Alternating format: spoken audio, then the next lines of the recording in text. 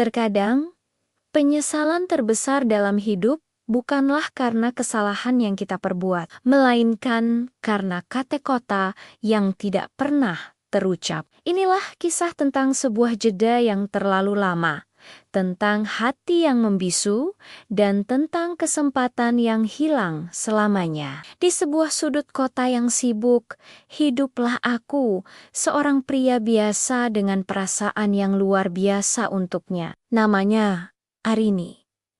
Bagiku, Arini bukan sekadar nama. Dia adalah melodi yang selalu terngiang, lukisan senja yang tak pernah pudar, dan alasan di balik setiap senyumanku yang paling tulus. Kami bertemu di sebuah kedai kopi kecil, tempat aroma biji kopi yang disangrai berpadu dengan tawa kami yang renyah. Sejak saat itu, hari-hariku tak pernah sama. Setiap pagi, aku akan sengaja datang lebih awal ke kedai itu, hanya untuk melihatnya memesan americano favoritnya, dengan rambut tergerai yang sesekali ia selipkan ke belakang telinga. Gestur sederhana itu, entah kenapa, selalu berhasil membuat jantungku berdebar lebih kencang. Kami menjadi teman yang sangat dekat. Kami berbagi cerita tentang mimpi, tentang ketakutan, tentang buku yang baru kami baca, dan tentang film yang membuat kami menangis. Aku tahu segalanya tentang dia. Aku tahu dia benci durian, tapi suka es krim rasa durian. Aku tahu dia takut gelap, tapi sangat suka melihat bintang. Aku tahu lagu apa yang bisa membuatnya bernyanyi, dan lelucon apa yang pasti membuatnya tertawa terbahak-bahak. Aku adalah pendengar setianya, pundak tempatnya bersandar, dan orang pertama yang ia hubungi saat dunianya terasa berat. Tapi ada satu hal yang tidak pernah ia ketahui tentangku. Betapa dalamnya perasaanku padanya. Setiap kali aku menatap matanya, ribuan kata cinta seakan berebut ingin keluar. Aku mencintaimu, Arini. Kalimat itu selalu ada di ujung lidahku, siap untuk diucapkan. Tapi setiap kali pula, ketakutan membekukan suaraku. Bagaimana jika dia tidak merasakan hal yang sama? Bagaimana jika pengakuanku ini justru menghancurkan persahabatan indah yang sudah kita bangun? Aku terlalu pengecut untuk mengambil risiko itu. Aku lebih memilih memendamnya, menyimpannya ropet-ropet dalam peti besi di hatiku, dengan harapan suatu saat nanti, entah bagaimana, dia akan mengerti tanpa perlu kuucapkan. Waktu terus berjalan, musim berganti, daun-daun menguning, lalu gugur, dan perasaan ini semakin dalam berakar. Aku menikmati setiap detik bersamanya, menganggap persahabatan ini sebagai zona nyaman yang tak ingin kutinggalkan. Aku menipu diriku sendiri, berpikir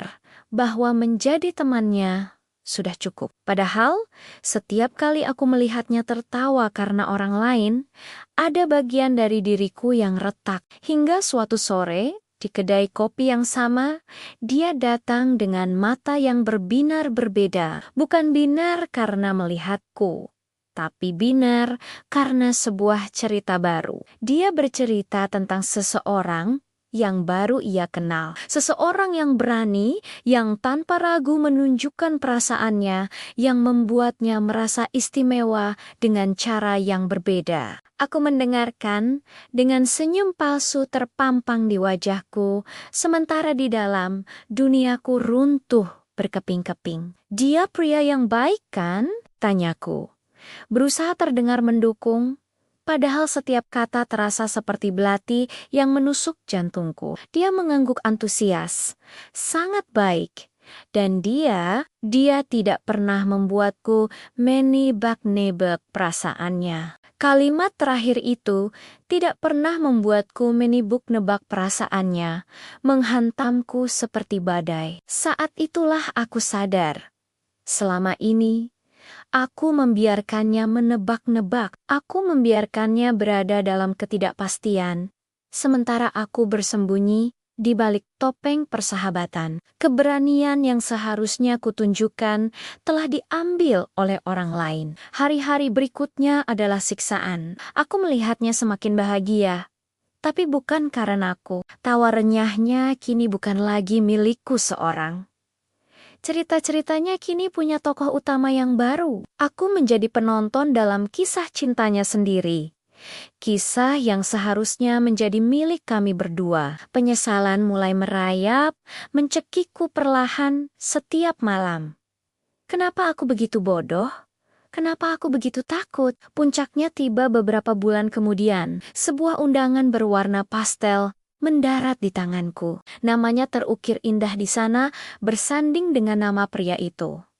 Dunia seakan berhenti berputar. Udara di sekitarku terasa hampa. Di halaman belakang undangan itu, ada tulisan tangan kecil darinya untuk sahabat terbaikku. Aku tidak bisa membayangkan hari istimewaku tanpamu di sana. Sahabat, kata itu tak pernah terasa sepahit ini. Hari itu pun tiba. Aku berdiri di antara kerumunan tamu, mengenakan setelan terbaikku dengan senyum yang paling kupaksakan.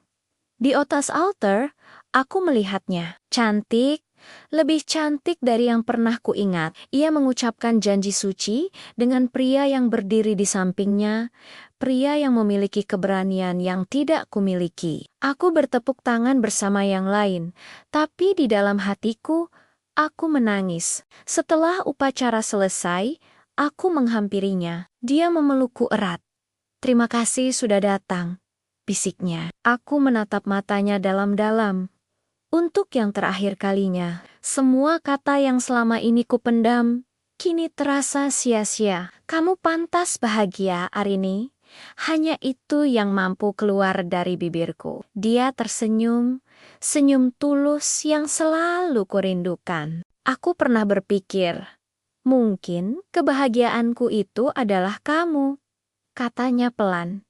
Nyaris tak terdengar, tapi kamu tidak pernah mengatakan apa-apa. Aku menunggu, tapi mungkin aku salah mengartikan semuanya. Aku tidak bisa menunggu selamanya.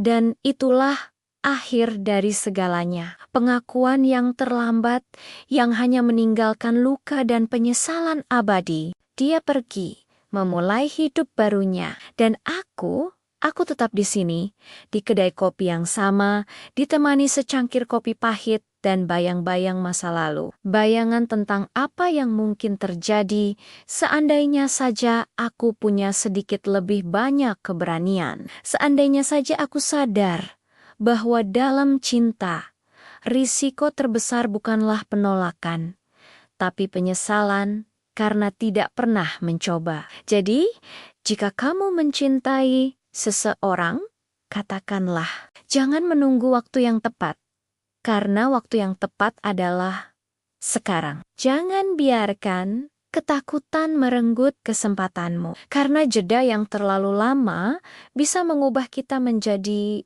dia dan orang lain, dan itu adalah sakit yang tak akan pernah bisa disembuhkan oleh waktu. Terima kasih sudah mendengarkan ceritaku sampai akhir. Kisah ini mungkin fiksi, tapi perasaannya nyata bagi banyak orang. Jika kalian punya cerita serupa atau ingin berbagi pendapat, jangan ragu tulis di kolom komentar. Jangan lupa untuk like, share, dan subscribe channel ini agar kita bisa terus berbagi cerita bersama. Sampai jumpa di video selanjutnya.